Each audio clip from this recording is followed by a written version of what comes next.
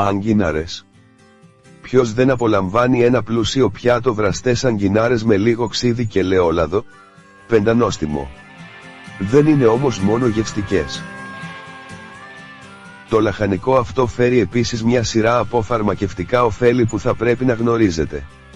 Έτσι ας ρίξουμε μια ματιά σε μερικές από τις ισχυρές θεραπευτικές χρήσεις για τις αγκινάρες σε αυτό το άρθρο. Θεραπευτικές ιδιότητες. Η αγκινάρα αποτελεί πραγματικά ένα φαρμακευτικό φυτό που θα πρέπει να βρίσκεται στο τραπέζι κάθε οικογένειας. Ορισμένοι άνθρωποι, χωρίς να γνωρίζουν πώς να τις μαγειρεύουν, τις αποφεύγουν και χάνουν τις δυνατότητες και τα ωφέλη τους. Είναι κρίμα επειδή οι αγκινάρες είναι διαθέσιμες παγκοσμίως και προσφέρουν ένα σωρό ωφέλη για την υγεία. 1. Αγκινάρες, υγιεινές για το ύπαρ. Αυτό είναι γεγονός. Οι αγκινάρες επιταχύνουν την ανάκαμψη του ύπατος, βοηθώντας την ανανέωση αυτού του ζωτικού οργάνου.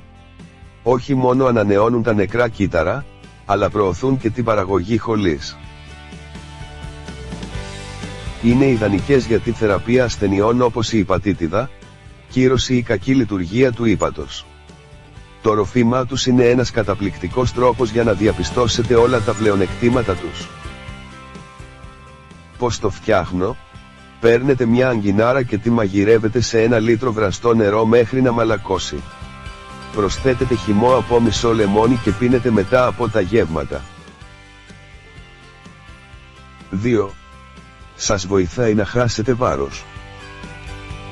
Οι αγκινάρες είναι ιδανικές για την καύση λίπους. Οι διουρητικές και καθαριστικές τους ιδιότητες σας βοηθούν να απομακρύνετε τις βλαβερές ουσίες από το σώμα. Πίνετε το ίδιο ρόφημα καθημερινά όπως αναφέρεται παραπάνω για το ύπαρ. Να θυμάστε ότι αυτό συμπληρώνει μια υγιεινή διατροφή. 3. Καλή για την καρδιά. Η συχνή κατανάλωση των αγκινάρων καθαρίζει το αίμα. Είναι τέλειες για τη μείωση της κακής χολυστερίνης και των τριγλικεριδίων. Επιπλέον αυτές μπορούν να μειώσουν τα επίπεδα ζαχάρου στο αίμα, κάνοντας τα ιδανικά για αυτούς που πάσχουν από διαβήτη. Είναι εξαίσιες για την καρδιά σας. 4. Τονώνει τον μεταβολισμό και την πέψη.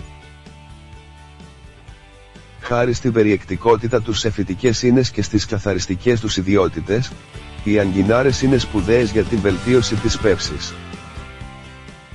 Όταν αισθάνεστε βαριά ή έχετε χάσει την όρεξή σας ή υποφέρετε από δυσκολιότητα, μην διστάσετε να βράσετε μερικές αγκινάρες ή απλώς να τις φτιάξετε στον ατμό. Θεραπεύουν την εντερική φλεγμονή και ρυθμίζουν τον μεταβολισμό, ενισχύοντας συγχρόνως το πεπτικό σύστημα. 5. Σας δίνουν ενέργεια. Γνωρίζετε πόσες βιταμίνες περιέχονται σε μια αγκινάρα? Αποτελούν πολύτιμες πηγές βιταμινών A και B6, είναι επίσης γεμάτες με μεταλλικά στοιχεία, όπως ασβέστιο, φόσφορο, μαγνήσιο, κάλιο, νατρίο και σίδηρο, τα οποία είναι απαραίτητα για τη μετατροπή των υδατανθράκων σε ενέργεια που μπορεί να χρησιμοποιήσει το σώμα σας. 6.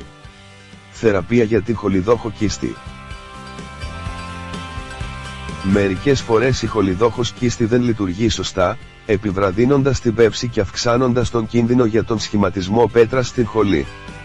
Για τη θεραπεία της πέτρας στην χολή, φτιάχνετε ένα ρόφημα από 5 αποξηραμένα φύλλα αγκινάρας. Προσθέτετε λίγες σταγόνες χυμό λεμόνι και το πίνετε μετά από το μεσημεριανό. Ορισμένοι άνθρωποι συνδυάζουν το ρόφημα τους με το βότανο μπόντο, αυξάνοντας τα φαρμακευτική του δράση. 7.